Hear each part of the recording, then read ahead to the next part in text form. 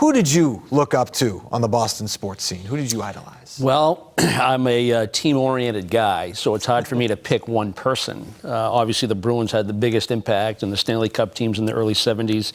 You know, you wanted to be Bobby Orr, you wanted to be Phil Esposito, you loved the personality of a Derek Sanderson. Maybe you played the game a little bit more like John Busick. So, I mean, it could have been any one of those guys on those championship teams. And as you get a little bit older, you get in your teenage years, all of a sudden, you know, you see the life a little differently. Now, the next thing you know, you're watching the Red Sox in '75. You might want to be Fred Lynn. You know, so it changes. I looked up to all the great athletes in this town, and but the most impactful was when you're 8, 9, 10, and it was those great Bruins teams. Manny Del Carmen? For me, I mean, I always loved pitching as a kid. You know, my dad, like I said, he played, and I always wanted to, you know, engage in baseball and learn the game and get better.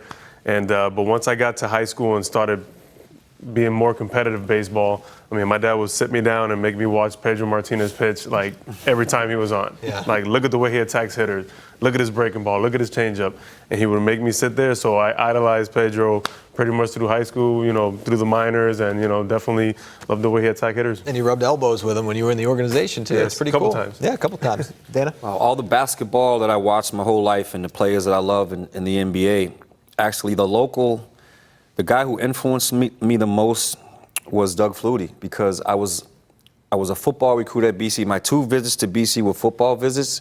Right after he was on the cover of Sports Illustrated, I went up and took a visit with him.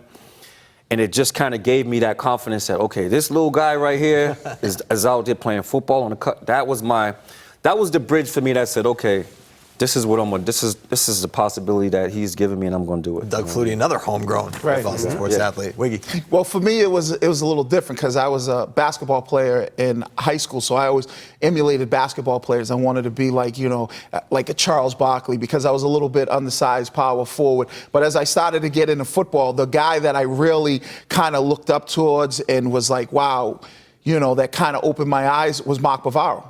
Another local guy, because, you know, Mark Bavaro played the position. As I started, and I went to prep school, and I wanted to play the tight end position. I wore 89 in college down at UGA, and Bavaro was one of the guys that I would watch and kind of try to emulate his style of play.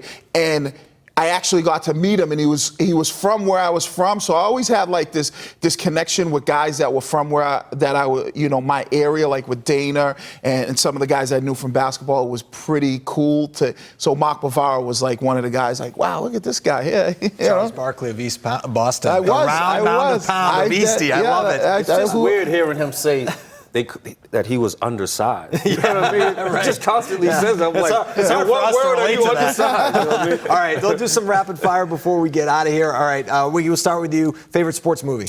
As a youngster, I'm going to go Youngblood. Get him, Racky. I would say Blue Chips. Blue Chips, nice. You? Field of Dreams. Field of Dreams, yes. I'll go Hoosiers, I guess. Hoosiers, okay, all right.